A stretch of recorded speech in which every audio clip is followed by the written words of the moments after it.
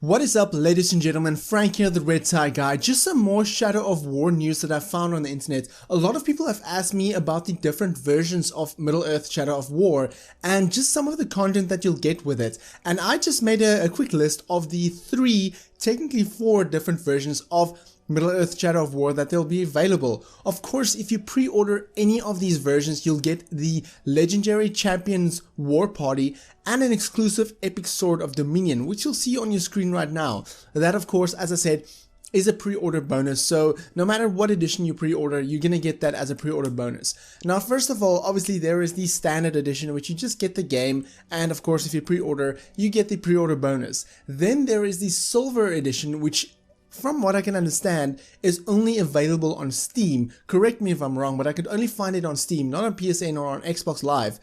And with the silver edition, you get the Slaughter Tribe Nemesis expansion, the Outlaw Tribe Nemesis expansion, and silver war chests. Of course, as I said, pre-order and you get the two bonus items as well. Thirdly, you get the Gold Edition, which includes the Season Pass. Now, the Gold Edition includes the Slaughter Tribe Nemesis expansion, the Outlaw Tribe Nemesis expansion, the Blade of Galadriel story expansion, the Desolation of Mordor story expansion, and the Gold War Chest. Now, they didn't really dive into details about these story expansions, aside from saying that the final game is going to be the complete package. So the expansions are not going to be like they didn't complete the game 90% and cut away 10% and say, okay, now for the full experience, you've got to get the season pass. No, the season pass is just going to add to it. It's not going to complete the story, just added expansions from what I understand.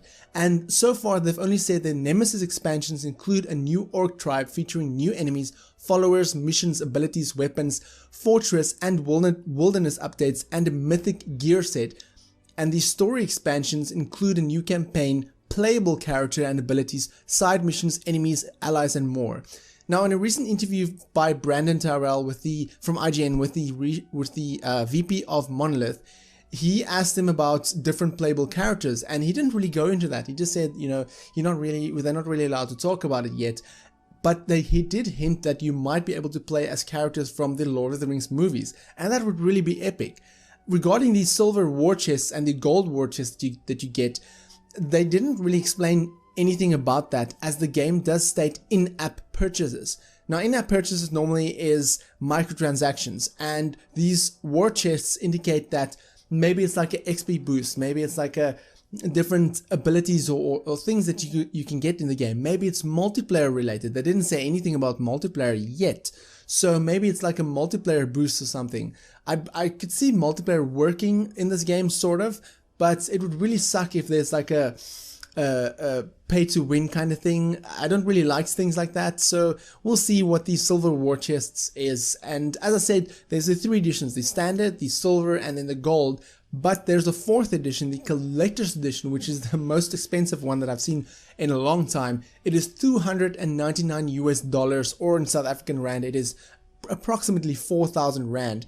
And with that, you get the gold edition, and you get the gold edition in an exclusive steel case, as well as Tribes sticker pack, an exclusive lithographs, collection of lithographs, a cloth map of Mordor, which is always cool, the soundtrack of the game, exclusive Mithril war chests, and then also a premium case with magnetic ring of power.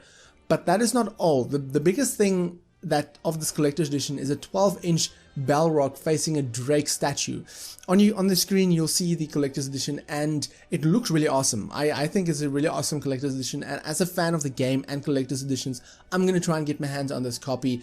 I hope that the statue is of good quality. Sometimes you get plastic crappy collector's editions, but I do hope that it is good quality. And that is the four editions: the standard, of course, the silver edition, gold edition, and then the Middle-earth Shadow of Mordor Mithril edition, which is essentially the collector's edition. And with all of that, you get pre-order bonuses.